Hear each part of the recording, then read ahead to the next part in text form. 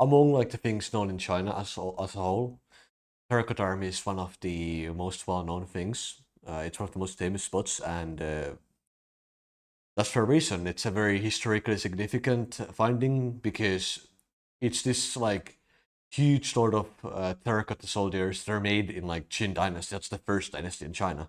They made a lot of there's a lot of them. Of course, you can't see all of the existing ones, but uh, I mean, partially because they haven't all been found. But yeah, they are very old. They're very impressive in that sense, and beyond just being like that, they apparently also are like unique. They all have different faces. There's different roles. It's not just soldiers. There's like musicians. There's like different kinds of soldiers. There's like your foot soldiers, normal ones. They have your generals, and so on and so on. It's a very huge project back then, and it's pretty impressive that they managed to do so, in my opinion. So yeah, it's really a reason why it's such significant like historical spot, why this spot is so popular and like important. But the question is, how is it to actually visit? Because that's the important part. That's the good part. So for me, first of all, the way there, basically you can go there through a few methods. You can take a taxi if you want to. You can take like a metros and then like a tourist bus, or you can take like a normal bus called 613. The tourist bus 603. So I took the bus 613. I had to like wait in a line, and I basically skipped half the line as well because I was confused. And I still didn't even get to go on the first bus. I had to go to. I mean, they were both there, but I had to go on the second bus, and it's still completely filled until the place. So that's fun. But anyway, I got on the bus. It went on for a while, like 20 minutes, 25 minutes, 30 minutes, whatever, something like that.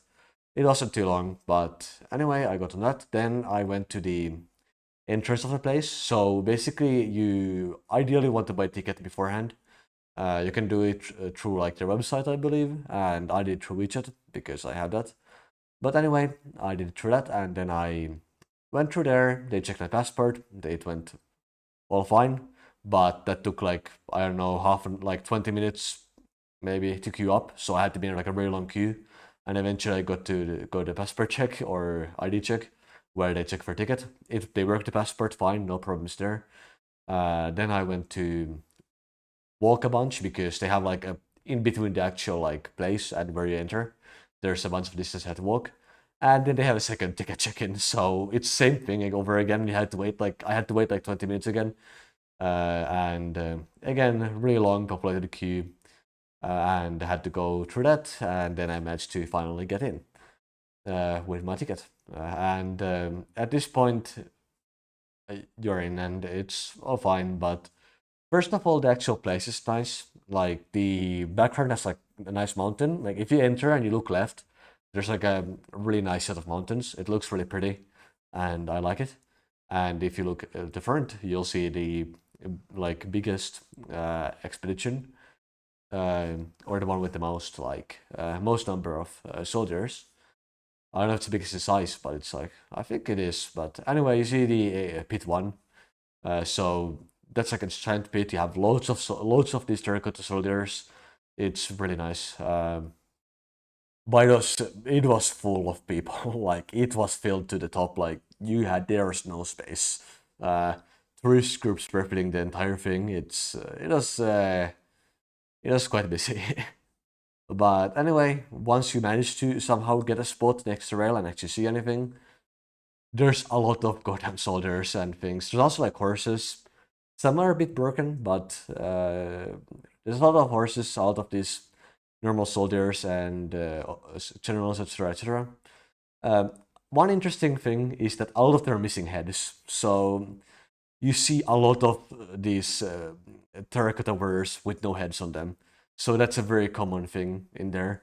And I think pit one is the best part. There's the most, it has the most of these soldiers in it, and it was just really cool to see so many of them, but very exhausting due to a lot of people. Then I went to pit 3. So this is like a much, much smaller pit. I think this is the smallest one by far. And it had a few soldiers in it. And A few horses also. Uh, the thing to note here is this is like the highest ratio of no heads. So you'll have headless soldiers. Like like almost all of them in pit 3 are without head, but a few of them have heads. But anyway, it's a small pit, but it has some soldiers, most without heads. It had soldiers in, it's interesting enough. And then I went to pit 2. So pit 2 is like it's also a really big pit, but the actual pit has like nothing in it. Like it's I think at least when I went there, it had nothing in it. I don't know if it's a temporary thing or if it's just like an excavation site or like what the deal with it is, but yeah, there weren't any soldiers in there. But on the like on one of the edges there are some like soldiers put up like on the level walking like up to like us like exhibition pieces. Mind you, I only saw that later in my photos. I didn't actually see that was there when I was there because once again it's very busy. I didn't go down that side. I only went down the other side, and so I didn't actually see those soldiers there.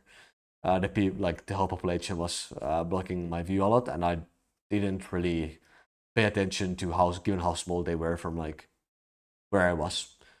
And then I went out, and there's an exhibition hall, like a museum place. I went there a bit. I saw like I don't know 2 soldiers uh, in that exhibition. There's one exhibition I didn't check out. There are like a few of them maybe I didn't check out. I checked out only one, but because I got bored.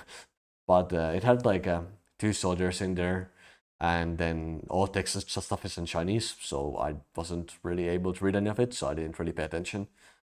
Um, but as a whole, it was a really enjoyable experience, but also extremely exhausting. Like I came back in a taxi and I was just like dead when I came back. It was very tiring. So I would recommend maybe go during like a not popular time. Right now, it's like I mean, for me, it happened to be now because this one happened to be in China.